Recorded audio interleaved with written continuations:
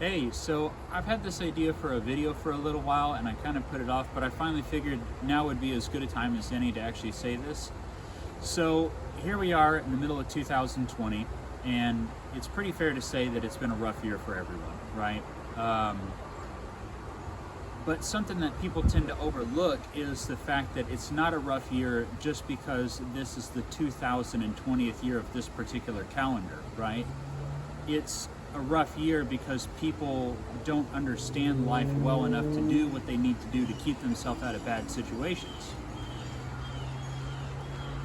With the economy being shut down, people aren't able to work.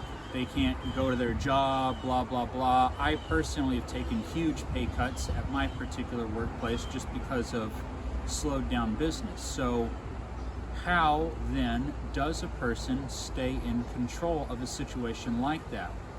We have to understand where money comes from, right? Now, obviously, you have the Federal Reserve, which prints dollar bills and stamps coins. That's making money in the most literal sense of creating the actual physical currency that's exchanged. But there's also the idea of capital and wealth, right? And so capital is the value of things that are made and can be traded and used and things like that. And capital can also be created and destroyed. I wanted to give you a practical example of this. This is kind of a no-duh sort of thing that you already know, but I'm putting it out there newly so that you can see the value or importance of it. So I have here a piece of paracord. This is only about 1.5 feet long. So if I were to ask you how much would you pay for this piece of paracord as it exists right now, I've given this example to people before and they usually say 10 cents. But when they say 10 cents, they give me this look like, I mean, to be nice, I'd pay 10 cents. But really, I mean, how much would you pay? I say maybe a penny, right? It's literally a piece of garbage. But if I take this and I just tie a few knots to it, this will take a little while, I apologize for the delay.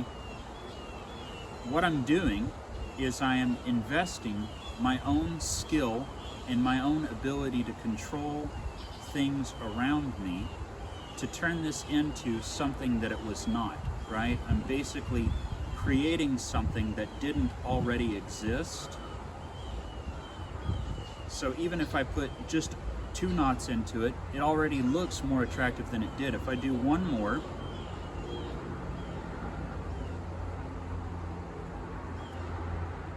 and see, this doesn't take long at all.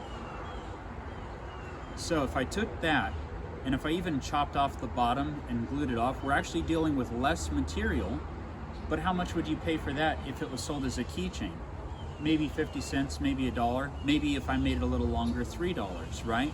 So what was originally a literal piece of trash is now worth money. How did it get to be this way? Because I invested skill and ability and control into this to turn it into something that it wasn't already. Now this is a piece of art, right? But this applies to all aspects of life, whether we're dealing with construction of a building, whether we're dealing with even not the creation of goods, but a service, you know? Somebody knows how to do chiropractic, they go and adjust somebody's back. They didn't even make anything, and yet the activities that they do are beneficial enough to somebody that they're willing to pay money for it. So it's a very limiting concept to get the idea that you have to have a job at a business in order to make money. You can do anything that you could possibly have any kind of skill in, right? And I learned all of this online, 100% self-taught through YouTube. Yeah, just YouTube. I haven't even used any other websites. So I just wanted to put that out there because it's things that people know, but it's not always things that people think about. They don't always see the importance of it, so they don't always see the value of it. So there you go. Thank you.